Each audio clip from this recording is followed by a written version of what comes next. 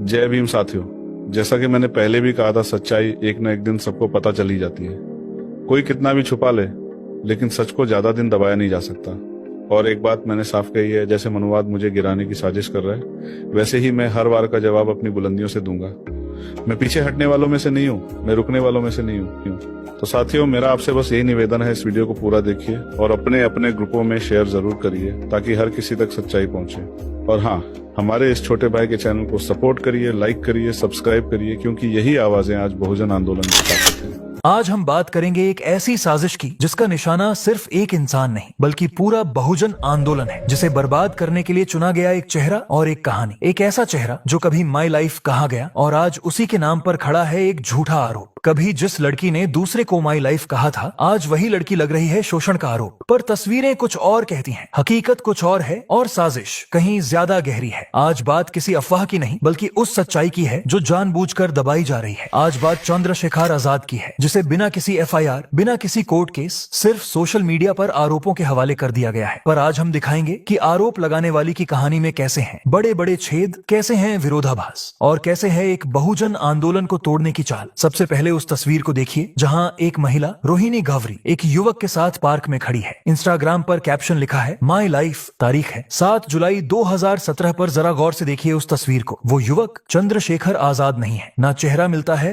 ना पहनावा, ना उनके जीवन के किसी सार्वजनिक रिकॉर्ड में ये तस्वीर या ये व्यक्ति कभी दिखा है। फिर सवाल उठता है, अगर ये व्यक्ति चंद्रशेखर नहीं है तो रोहिणी किसके साथ ये रिश्ते साझा कर रही थी? क्या वो इंसान जिसकी तस्वीरें रोहिणी ने दुनिया के सामने प्राउडली रखी, अब अचानक अपराधी कैसे बन गया? या फिर जिस पर आरोप लगाए जा रहे हैं वो कभी इस कहानी का हिस्सा था ही नहीं? अब दूसरी तस्वीर देखिए, रोहिणी एक अलग युवक के साथ विदेशी लोकेशन पर है, दोनों रिलैक्स्ड टूरिस्ट आउटफिट्स में एक साथ। तीसरी तस्वीर, वो हेरिटेज प्लेस के बीचों बीच हाथों में बैग लिए हुए, स्माइलिंग, केयर फ्री, कॉन्फिडेंट। और इन सभी तस्वीरों में जो व्यक्ति है वो एक ही है, पर वो चंद्रशेखर आजाद नहीं है। तो सवाल फिर वही, अगर जिन तस्वीरों में रोहिणी ने माई लाइफ कहा वो इंसान चंद्रशेखर नहीं है, तो फिर आज चंद्रशेखर पर आरोप क्यों? क्या इसलिए क्योंकि तस्वीरें पुरानी हैं और चेहरा नया टारगेट बन गया है? या फिर ये एक सोच समझकर रची गई कहानी है जहां भावनात्मक यादों को इस्तेमाल किया गया किसी और को बदनाम करने के लिए? 2025 में चंद्रशेखर आजाद का नाम बहुजनों, दलितों, मुसलमानों, आदिवासियों की जुबान पर था। वो संविधान की बात कर रहे थे, हक की आवाज उठा रहे थे और उनकी सभाओं में उमड़ती भीड़ सत्ता को बेचैन कर रही थी। और तभी एक पुराना रिश्ता जो किसी और के साथ था, एक नई कहानी बनकर सामने आता है। चंद्रशेखर पर मानसिक और भावनात्मक शोषण के आरोप लगाए जाते हैं, बिना किसी पुलिस रिपोर्ट, बिना किसी कोर्ट केस, सिर्फ इंस्टाग्राम लाइव और रील्स के जरिए। क्या ये महज संयोग है या एक रणनीति? क्या रोहिणी ने जानबूझकर उन तस्वीरों की यादें, उन पुराने कैप्शंस को एक ऐसे नेता के खिलाफ इस्तेमाल किया जिससे अब व्यवस्था डरती है? हम एक लोकतांत्रिक देश में हैं जहां हर नागरिक को, विशेष रूप से महिलाओं को, कानूनन सुरक्षा का पूरा अधिकार है। पर रोहिणी भावरी ने एफआईआर क्यों नहीं करवाई? क्यों कोई मेडिकल, साइकोलॉजिकल या कानूनी सबूत सामने नहीं आया? क्या कारण था कि उन्होंने सीधे अदालत की जगह सोशल मीडिया को चुना? क्या ये न्याय की तलाश थी या जन भावनाओं को मोड़ने की कोशिश? क्या उन्हें पता था कि चंद्रशेखर को कोर्ट में दोषी साबित नहीं किया जा सकता, पर सोशल मीडिया पर बदनाम जरूर किया जा सकता है? सोचिए, अगर कोई महिला किसी पुरुष को माई लाइफ कहकर पहचान देती है, सालों तक उसके साथ वेकेशंस, पिक्चर्स, पब्लिक पोस्ट्स में दिखती है और फिर अचानक किसी तीसरे व्यक्ति पर उसी रिश्ते के नाम पर आरोप लगाती है, तो वो सच्चाई नहीं, कैरेक्टर रिप्लेसमेंट है। इमोशनल पब्लिक मेमोरी को हाईजैक करके वो एक ऐसा जाल बुनती है जहां तस्वीरें, कहानी और सच तीनों अलग अलग लोगों से जुड़े होते हैं। और जब टारगेट कोई आम आदमी नहीं बल्कि बहुजन समाज का उभरता नेता हो, तो ये चाल और भी घातक हो जाती है। चंद्रशेखर आजाद कोई सेलिब्रिटी नहीं है, वो एक विचार है, एक किताब है जिसका नाम है संविधान। और आज जो हो रहा है वो सिर्फ एक इंसान को गिराने की साजिश नहीं बल्कि पूरे बहुजन आंदोलन को तोड़ने की रणनीति है। क्योंकि अगर आज आजाद को झूठे आरोपों से गिरा दिया जाए, तो कल कोई भी दलित नेता जब आवाज उठाएगा तो कोई उसे भी बदनाम करने का प्लान तैयार रखेगा। इसलिए ये लड़ाई अब पर्सनल नहीं रही, ये अब चेतना की लड़ाई है। तो साथियों, हमने कोई फैसला नहीं सुनाया, हमने सिर्फ वो दिखाया जो आपसे छिपाया जा रहा था। तस्वीरें, तारीखें, चेहरे और कैप्शन सब यही कहते हैं कि जिस पर आरोप लगे हैं वो तस्वीरों का हिस्सा ही नहीं था। अब फैसला आपके हाथ में है, आप तय कीजिए, आप वायरल वीडियो पर भरोसा करेंगे या तथ्यों पर? आप सवाल पूछेंगे या भीड़ का हिस्सा बन जाएंगे? क्योंकि अगर आज हम नहीं बोले तो कल हर सच, हर नेता, हर आंदोलन